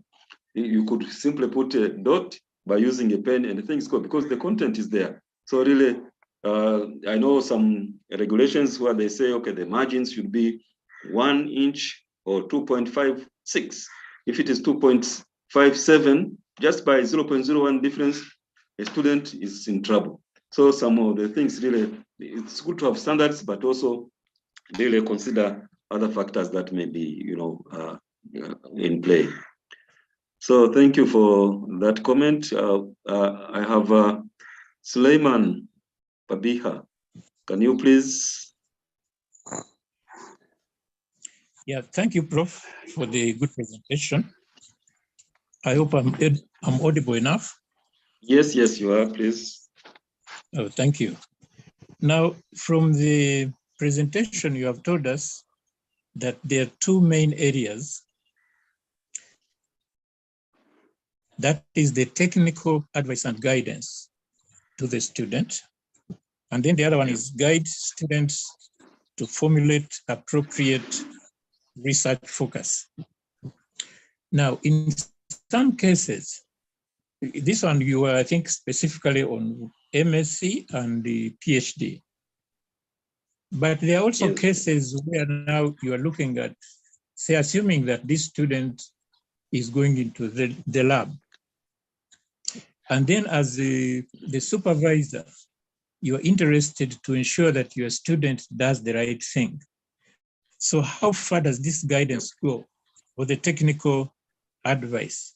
Because in some cases, you might be tempted to follow this student into the lab, or if he's he's dealing, say, with farmers in the field and all that, you may probably want to go with that student into the field to see the kind of technology used by the farmers and all that stuff, and probably guide the student from the practical point of view. How much should the supervisor do as far as his student is concerned? Okay. Thank you. Yeah, thank you very much. Really, there is an extent to which the supervisor should get involved. But let me say that also, this presentation on rules and regulations, has some similarity. There are some overlaps with the presentation that we'll be doing tomorrow on supervision. But you can't talk about, regulations without talking about, what is actually regulations about. So you are right to ask about this. I know because of the fears that, students might be cheating, might not be really doing the right thing. There are some people who can sit indoors, close the door tightly, and sit down there and come up with a thesis. And now with the artificial intelligence, what is, I don't know what we are really expecting in the near future. You could be presented with something that really, the student never took part in the writing. So for the fear of some people who are really not, sincere or, truthful to their work, supervisors may have to go a long way to check. I know in the regional PhD program on soil and fertility that is hosted at SUA, there was a regulation put in which was really not very, well observed within other programs. So like it was instructed that when the student goes to, say, in the field to do experimental layout, the blocks, the plots and what, the supervisor should be able to go there and see whether that layout is done really correctly. Now, this is, we're now discussing issues of supervision, but since there is an overlap, which cannot be avoided, I would say that some level of involvement of the supervisor to make sure that the results was, because once you fail in the method, in the setup, then the results that you get will be, null and void. So one may have to really go into it. But again, it depends. Some students, you can see among the students that you may have, some of them are really, committed, keen, and really very good. So you may not have to put a lot of emphasis on this one to check, but with the others, you must make sure that, something is done. Or if somebody has a plan and the method, then you check whether the method is the one that is acceptable. So tomorrow we'll be seeing some of these things in a nutshell. What kind of checks would the supervisor do to see whether the methodology is what is expected and all that kind of thing? So if there are cases where the student, is not competent, has not addressed the design correctly, and it will cause problems, you can still guide him and give some other, possible reading materials, possible documents that can help him or her do the work. Yeah, Professor Biarugaba, your hand has been up for quite some time, please.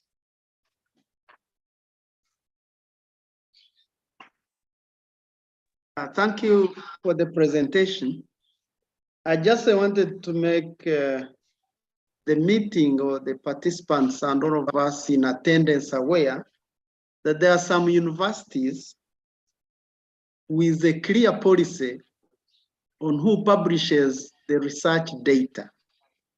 An example is University of Cape Town, almost the senior and reputable old world universities. Immediately, a student graduates at master's or PhD. You are only given 18 months to publish the remaining data. After that, the data belongs to your supervisors. After 12 months, if the supervisors have not done credible work, both of you can compete for the same data. Down the road, it belongs to the department. This is where you find some senior technologists, lab technicians, and others have good publication.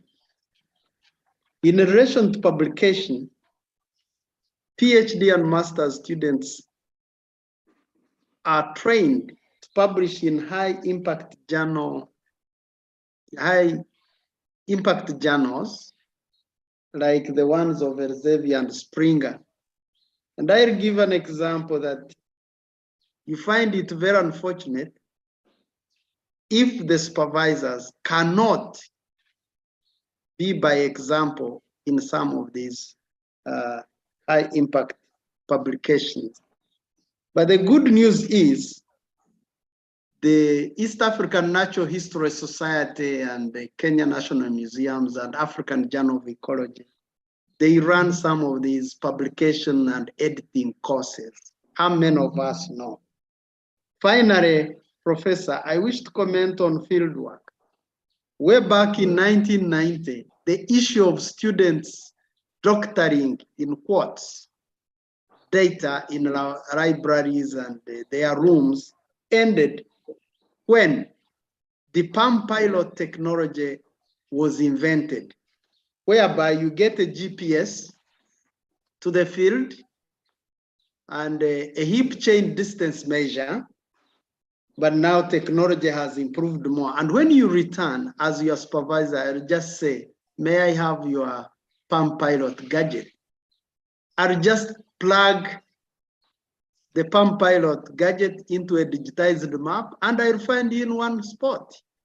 If you have moved in the field, I'll see. If you have been in the lab, because for example, those of us and many of you who do lab work, you can't be in one position. You either go washing test tubes, you check the deep freezer. So people, there's no more lies. And I want to assure this meeting and thank all of the participants that the feedback is very clear and we have already thought of yet another thing that shortly, even before the first phase training of supervisors we talked about, we might be compelled to invite in very senior professors and the managers of universities and institutions to include the young tax, the young academicians, because we old people do not want to change.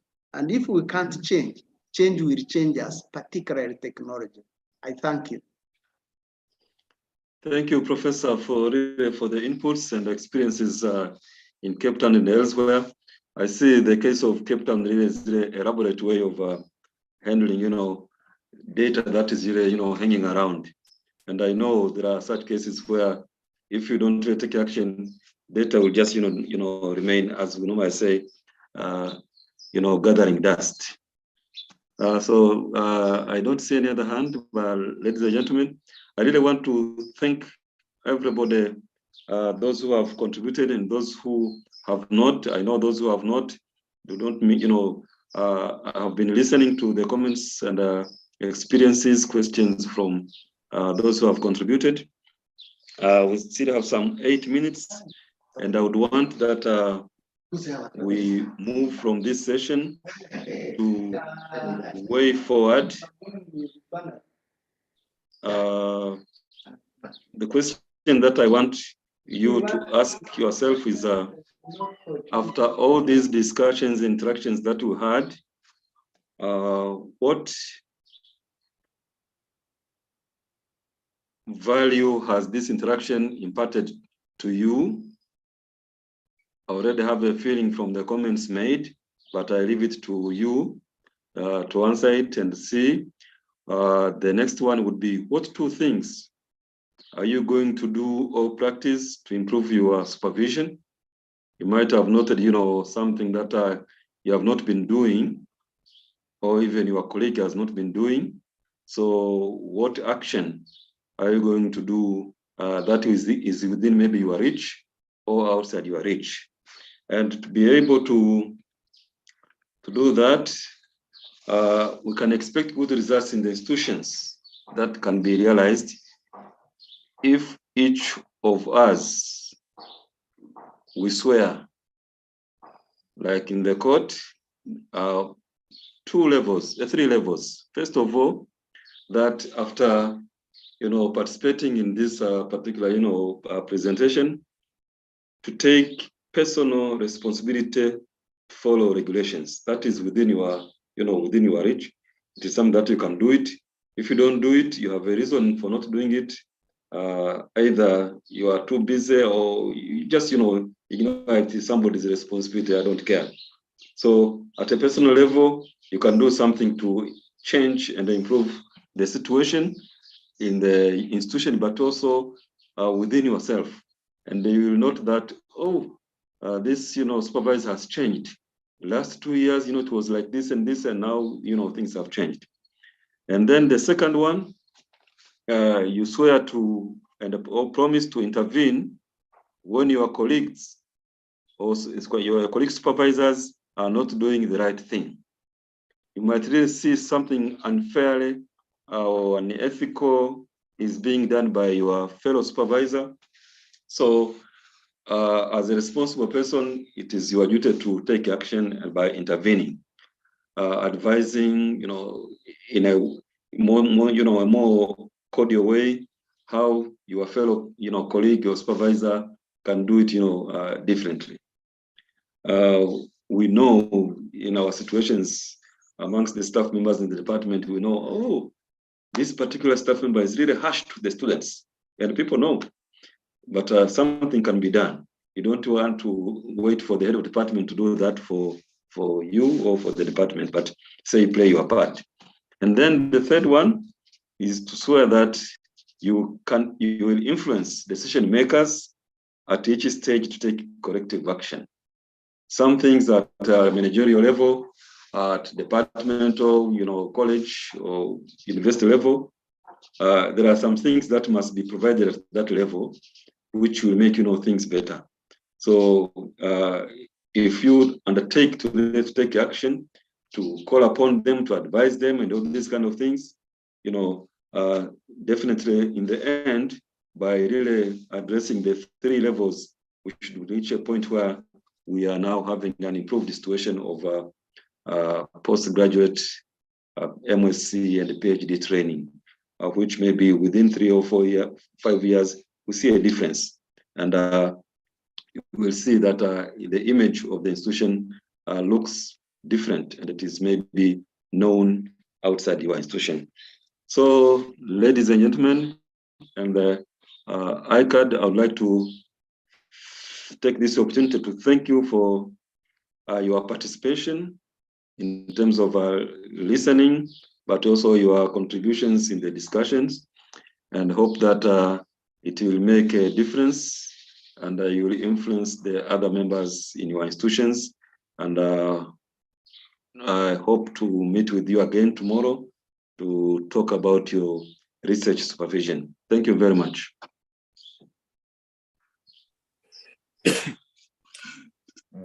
Okay, thank you, Professor Chisekwa. Unfortunately, our time is up, and we've come to the end of today's session. And I'm sure that the participants would join me in thanking Professor Chisekwa for that very insightful presentation. And I'm sure that it has enhanced your knowledge on regulations, rules, and examination process. By the way, Professor Chisekwa was delivering his presentation from Morogoro in Tanzania. So it's quite pleasing to see that the technology is enabling us to achieve this. And as Prof has said, we will pick up again tomorrow morning at 9 o'clock. And he will be presenting on MSc and PhD supervision process. So lastly, I think I want to thank all of you, the participants, for staying with us and for continuing to participate actively. And I hope that this spirit will be maintained all the way to the end of the course. If the participants have any issues or concerns that can help us to improve on delivery of the course, you can share these with us on the WhatsApp platform that we have created, or you can send us an email. And so with that, I think we'll end today, and we will meet again tomorrow. Thank you very much.